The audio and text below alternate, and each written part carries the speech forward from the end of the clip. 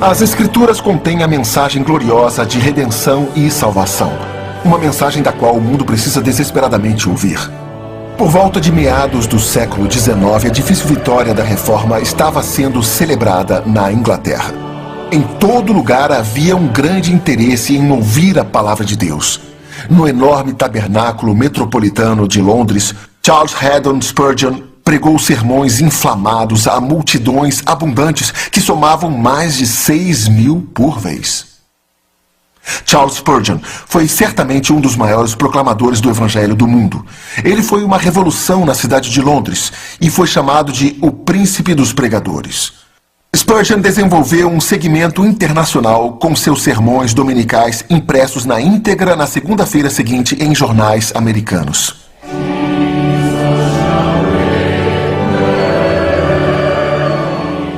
Na sua essência, proclamação significa simplesmente comunicação. Em nosso contexto, a palavra de Deus, a mensagem do Evangelho, as boas novas, a maior quantidade de pessoas. Mesmo hoje, no mundo tão científico, onde há tantas maneiras de se comunicar, o método mais eficaz sempre se volta para um homem de Deus, proclamando a palavra de Deus ao povo de Deus, ou pessoas que precisam conhecer a Deus. Sabemos que ninguém foi mais dedicado do que Charles Haddon Spurgeon, que viveu no século XIX. Ele foi um homem levantado por Deus de maneira especial para proclamar a sua palavra para as pessoas de seu tempo, de maneira que literalmente não levasse a milhares o conhecimento da salvação por Cristo, mas literalmente levou milhares de pessoas a um melhor entendimento da palavra de Deus. Ele era um homem totalmente comprometido com a autoridade da palavra de Deus. Charles foi salvo ainda muito jovem, ele tinha 15 anos. E quando foi salvo, houve um impacto tão dramático em sua alma que ele começou a pregar aos 16 anos de idade como uma espécie de substituto aqui e ali. Aos 19, ele já era um pregador completo. Provavelmente a maior influência de Charles Spurgeon foi o seu avô. Durante uma época, Spurgeon viveu com seus avós. Seu avô também era pregador e tinha uma extensa coleção de literatura puritana. Spurgeon relatou que passava horas sentado lendo os autores puritanos. Então, foi aí que ele aprendeu teologia. Sua metodologia era simples, proclamar a palavra. Agora ele passava muito tempo pensando nisso, organizando os textos, ilustrando-os de maneira que as pessoas pudessem entender, usando linguagem metafórica e figuras coloridas. E essa era a sua metodologia, apenas sermões que reforçavam o texto. Spurgeon não teve absolutamente nenhuma educação formal sobre a Bíblia, mas era um leitor voraz. Quando falamos em leitura dinâmica, ele era um leitor dinâmico por excelência. Dizem que ele podia ler um livro de 500 páginas em 1 hora ou menos e lembrar o que tinha lido. Ele tinha uma enorme biblioteca e em todos os cantos havia uma mesa de leitura ou, se preferir, uma prateleira sobre a qual os livros podiam ser colocados. Quando ele ia falar ou pregar sobre um texto específico da Escritura, ele mandava seu secretário ir àquela biblioteca, pegar todos os livros que pudessem ter algum comentário sobre aquela passagem da Escritura em particular e deixar todos abertos naquela prateleira ao redor da sala. Então ele lia tudo o que pudesse, saturando a sua mente. O ministério da pregação do Evangelho mudou ao longo dos anos em termos do que as pessoas estão realmente interessadas em ouvir. Na época de Spurgeon, Londres estava preparada para ouvir o Evangelho explicado. Como um expositor, Spurgeon era muito apreciado. O conceito pós-moderno é mais entretenha-me, dê-me algo que possa estimular minha imaginação.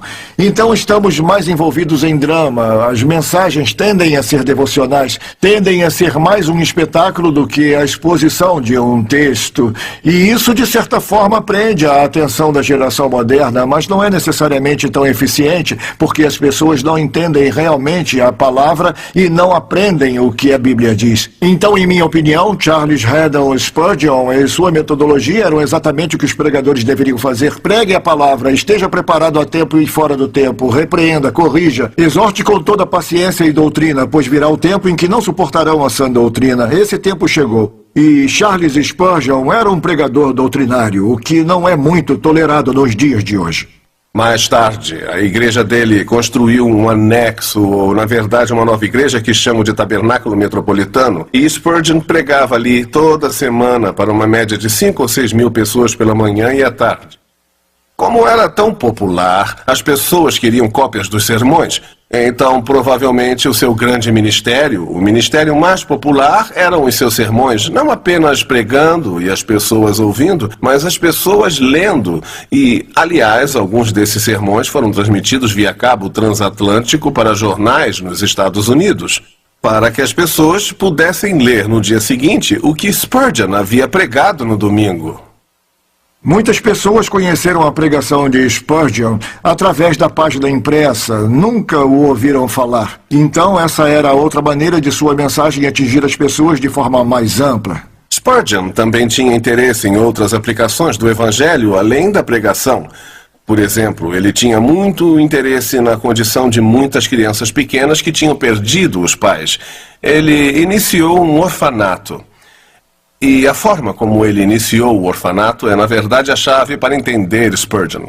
Eles tinham uma reunião de oração no Tabernáculo Metropolitano e Spurgeon disse: o que nós queremos é orar para que Deus nos dê um ministério adicional e os fundos para realizá-lo. Então, eles fizeram a reunião de oração em uma segunda noite. E no sábado, Spurgeon recebeu uma carta de uma senhora Hilliard.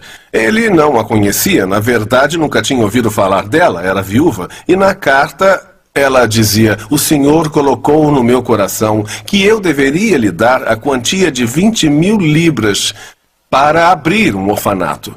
Então Spurgeon e seus assistentes foram ver essa senhora. Eles foram até a casa dela e começaram a conversar e Spurgeon disse: eu vim por causa da carta que enviou, na qual nos ofereceu uma doação de 200 libras. E a senhora Hilliard disse: 200 libras? Deve ter havido algum engano, eu quis dizer 20.000 libras. E Spurgeon disse: foi isso que eu li, mas eu não tinha certeza se realmente quis dizer isso ou não, então fico feliz que podemos chegar a um acordo. Então, com as 20.000 libras, eles começaram o orfanato. E mais tarde Spurgeon disse: nossos trabalhos começam com a oração, mas são sustentados pelo povo de Deus. Charles Spurgeon teve um ministério incrivelmente popular. Ele também reconheceu que não podia fazê-lo sozinho. Então, o Senhor colocou em seu coração treinar outros, a próxima geração de proclamadores da palavra. Mesmo aos 21 anos de idade, Spurgeon começou a ensinar um jovem chamado T.W. Medhurst sobre como se tornar um pastor, e ele forneceu o dinheiro do seu próprio bolso. As pessoas ficaram sabendo que ele estava fazendo isso, então começaram a contribuir, e quando as pessoas estavam interessadas em aprender a serem treinadas, elas procuravam Spurgeon. Então, a partir daí nasceu o que é chamado de Escola de Pastores. Era uma faculdade de 2 anos para pessoas que desejavam se tornar pregadores. Spurgeon estava muito interessado em ensinar de maneira diferente da maioria das outras faculdades. Se você fosse a uma faculdade, digamos como as da época, você estudaria a Bíblia, mas aprenderia também muito sobre as teorias críticas, questões e disputas sobre a palavra de Deus. E Spurgeon disse: nós não temos tempo para isso. Nós queremos instruir nossos estudantes sobre como pregar a palavra de Deus e queremos que eles preguem dogmaticamente. E o que ele quis dizer com isso? Quis dizer com convicção. Pregar a palavra de Deus de modo que as pessoas saibam que acreditamos nisso e assim vão ouvir e entender. E dizem que durante a vida de Spurgeon, cerca de 850 alunos foram treinados por ele. O livro que está à minha frente é chamado O Ministério Completo e lida com assuntos ou tópicos sobre os quais Spurgeon pregava no que ele chamava de Conferência de Pastores. Essa conferência começou em aproximadamente 1865 e era aberta aos alunos da Escola de Pastores e a todos os ex-alunos. E pelos 27 anos seguintes de sua vida, esses alunos se reuniam e Spurgeon pregava a mensagem final. Eles pegaram 12 mensagens da Conferência de Pastores e as publicaram em um livro chamado O Ministério Completo. O título me deixou intrigado. Por que completo? E talvez a ideia tenha vindo de um esporte comum, ou talvez até cricket, que fala sobre uma pessoa que é completa em muitas áreas. Era isso que Spurgeon queria.